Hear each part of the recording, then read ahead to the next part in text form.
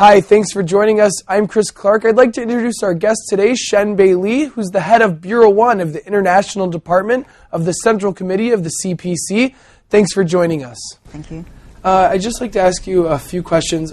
Can you give us a small overview of the National Congress of the CPC? How many delegates are there? How often do they meet? And what exactly do they do?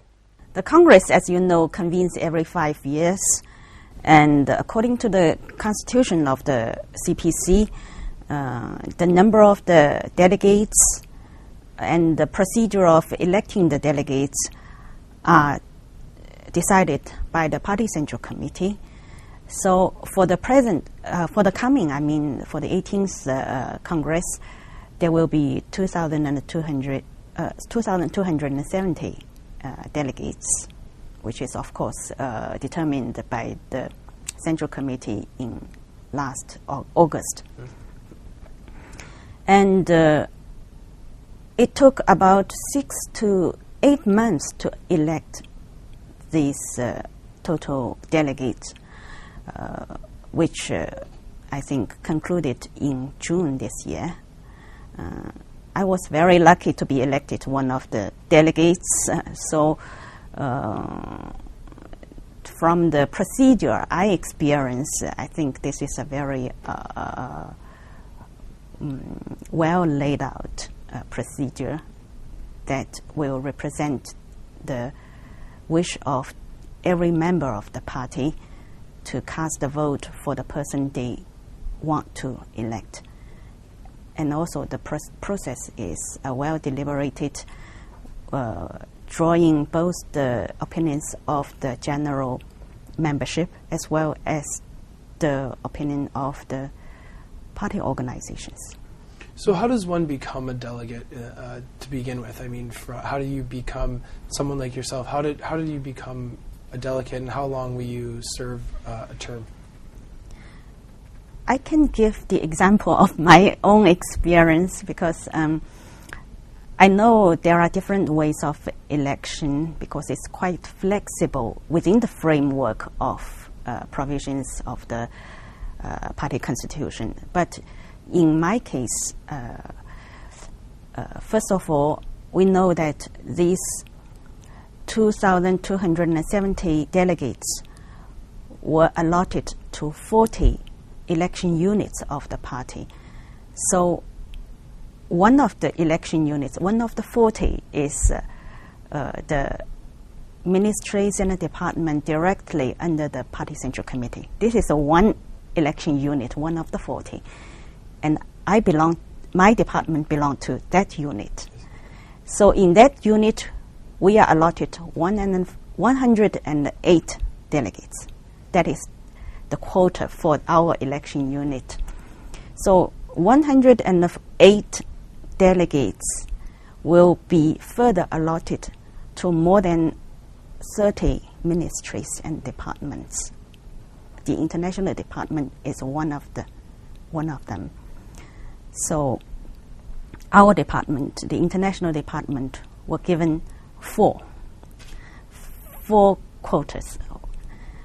And starting from the end of last year, we had the first round of election, which to my understanding is quite free nomination elections. Everybody can nominate anybody you like, anybody so far as he is a party member in the department. So after this first round or preliminary election, we got dozens of candidates' names. And then we had held the second round of election, that is election based on these dozens of members already nominated. So we narrowed down the number of the delegates. Those who got the most votes, about 8 people. That is in a proportion of 2 to 1, because we have 4 people, that delegates. So 8 delegates were nominated as the candidate for the third round of elections. So those people who got the most votes would be elected. And after the third round, 4 members are elected, and we have to go through the scrutiny of the party organizations, the party committee of our department. After that, we all participate in a party conference of our election unit, which I told you that this election unit consists of more than 30 ministries and departments that are all under the Party Central Committee, including the publicity department, the organization department, and also the People's Daily and so on. So we had a party conference in June. On the party conference, there's the election for the delegates for the 18th Congress. And that is a multi-candidate election. More than 17% of the candidates were not elected. That produces the 108 delegates that will finally participate in the Congress. So what kind of work is the Congress responsible for? What's their scope? Do they deal mostly with internal issues within the party, or is it issues concerning the general public?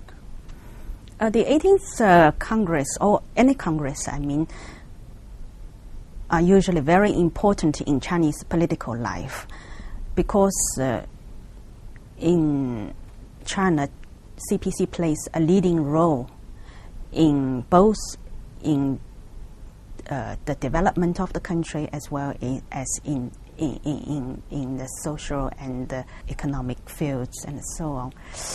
So for the Congress itself, it is a time for the party to summarize its past experience, both positive, negative, and especially to draw lessons from its past experience, to correct mistakes, and also to draw a roadmap for the future development, not only for the party, but also for the country at large. And for this 18th Congress, I think it is especially important because we are at a very important juncture, historical juncture, as we always say that we have already had 30 years of this reform and opening up process.